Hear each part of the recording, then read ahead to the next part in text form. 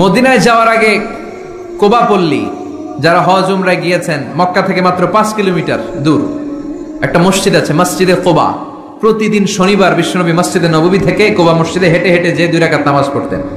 কেউ যদি অজু করে, ঘর থেকে অজু করে যে কোবার মসজিদে নামাজ পড়ে, তার আমল নামে আল্লাহ একটা কবুল উমরা হজের সওয়াব দিয়ে দিবে। এই কোবা মসজিদ তৈরি করে বিশ্বনবী চলে আসলেন মদিনাতুল মুনাওয়ারাতে। এসে তিনি জায়গা চুজ করলেন, কোথায় হবে আমার মসজিদ, লোকেশন চুজ করলেন। বিশ্বনবী লোকেশন চুজ করতে পারতেন খুব ভালো।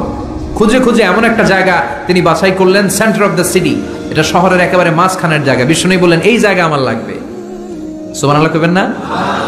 কি জ্ঞান, কি বুদ্ধিমত্তা, কি ফিলোসফি ছিল বিশ্বনবীর। সব জায়গায় বিশ্বনবীর এই অভাবনীয় বুদ্ধিমত্তা।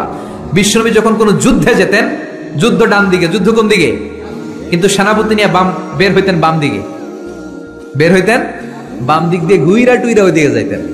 সুবহানাল্লাহ কইবেন না? যাতে কেউ কল্পনাই করতে না পারে কোথায় অ্যাটাক করবে উনি। এটা হচ্ছে সেনাপতির যুদ্ধ কৌশল।